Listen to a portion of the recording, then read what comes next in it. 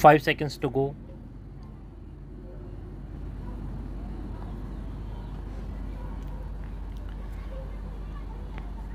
Start. I have personally raised this issue with the US Secretary of State Hillary Clinton. Foreign Secretary also conveyed our concern to US officials during her recent visit to the United States. While we recognize the right of every government to investigate and prosecute fraud, we have asked the US government that the students who are themselves victims of fraud should be given adequate time and opportunity to transfer to other universities or adjust their status and, if they desire, return to India honorably. We have also strongly protested the radio collars as unacceptable, which should be removed immediately.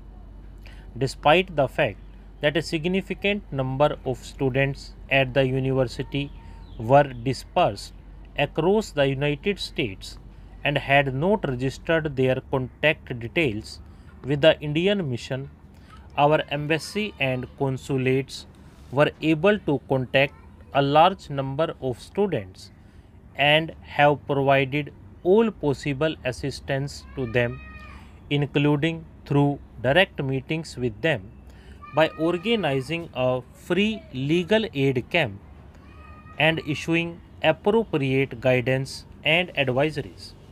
The US authorities have begun progressively removing the radio tags and have assured us that innocent students would have adequate opportunity to readjust their status or transfer to other US universities. The government expects that the United States would take steps to prevent such universities from exploiting foreign students. Government would also advise Indian students to exercise due diligence in applying to foreign universities.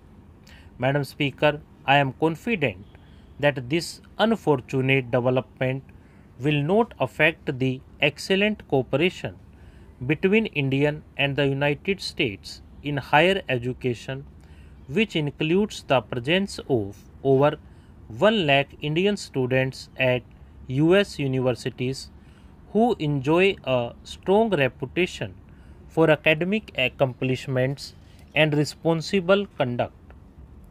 Their political divisions notwithstanding, some ruling Congress MPs from Telangana region on Thursday joined Bharatiya Janata Party BJP and Telangana Rashtriya Samiti TRS members to disrupt parliament, demanding a Telangana state carved out of Andhra Pradesh.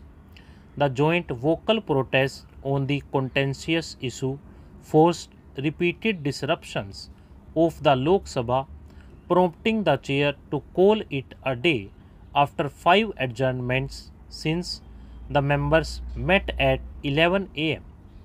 The Rajya Sabha adjourned for about an hour in the morning and functioned normally for the day, even as opposition members raised the issue of Central Vigilance Commissioner P.J. Thomas, whose appointment was struck down by the Supreme Court. In the Lok Sabha, the day began with noisy scenes. Pandemonium returned every time the House resumed following disruptions.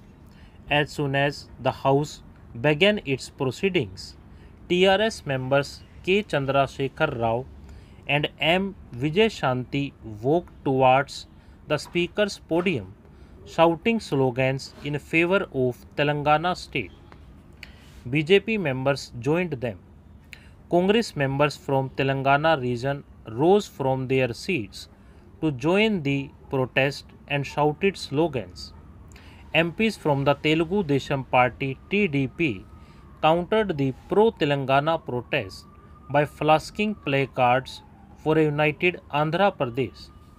Seemingly angry with TDP's placards, one Congress member rushed towards the TDP group, snatched the placard and rejoined his slogan, shouting cliques. Meera Kumar pleaded with them to let the House proceed, but the MPs did not relent. The House was adjourned till 2 pm and later till 3 pm. But more rukkas forced Francisco Sardahina, chairing the session, to adjourn the House till Friday. Earlier, the Lok Sabha was adjourned twice during the question hour over the same issue. The Rajya Sabha was also adjourned twice during question hour after uproar by opposition members over Telangana. When MPs in the upper house met, BJP members were on their feet demanding a statement from Prime Minister Manmohan Singh. Chairman Hamid Ansari asked members to raise the issue during 0 hour, but they did not relent. He repeatedly asked the protesting members to return to their seats. They did not, and he adjourned the House for 15 minutes. Noisy scenes returned when the House met again. Ansari suspended question hour and adjourned the House till noon. But peace prevailed in the Rajya Sabha, where opposition MPs spoke on the Supreme Court judgment cancelling the appointment of Thomas. A majority of the legislators from Telangana region, cutting across parties on Thursday, boycotted the Andhra Pradesh Assembly, which remains paralyzed over the separate statehood issue.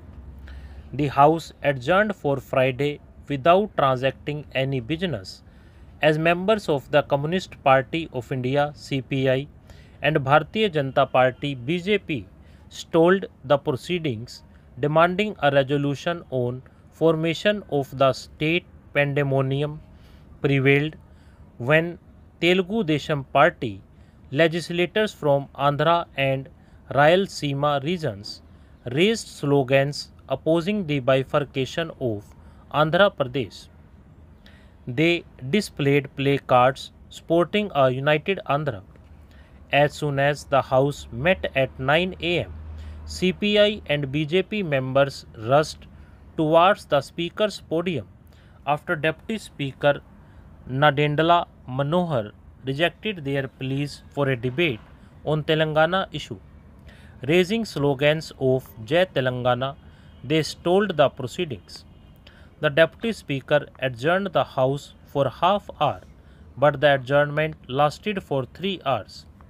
When the House reassembled, the rukkas continued and he adjourned the House for the day. Legislators of Telangana Rashtra Samiti (TRS) and TDP members from Telangana stayed away from the assembly Thursday, joining their counterparts from the Congress party who are boycotting the House since Tuesday. About 90 out of 119 members from Telangana are boycotting the assembly. An Andhra Pradesh cabinet minister on Thursday sent his resignation to Congress President Sonia Gandhi, demanding the leadership to make a clear announcement on the formation of a Telangana state during Parliament's budget session. Minister for Endowments J. Krishna Rao told reporters that he would submit his resignation to Governor E.S.L. Narasimha if the party leaders failed to announce a time-bound program to fulfill its commitment on Telangana. Krishna Rao said his move was aimed at exerting pressure on the party. I still have faith in the Congress President that she will initiate the process for formation of Telangana state, he said. The minister met Chief Minister N. Kiran Kumar Reddy to hand over a copy of the letter sent to Gandhi. Krishna Rao said ministers and MPs from Telangana were also likely to quit. I want to play my role in the Telangana movement. I cannot remain a mute spectator and sit in the assembly when all legislators from Telangana are boycotting the assembly, he said. The resignation came a day after party MP Kaveri Samnasiva Rao challenged party leaders from Telangana to quit if they were sincere in their commitment for a separate state. Other ministers from Telangana like K. Venkat Reddy. Stop.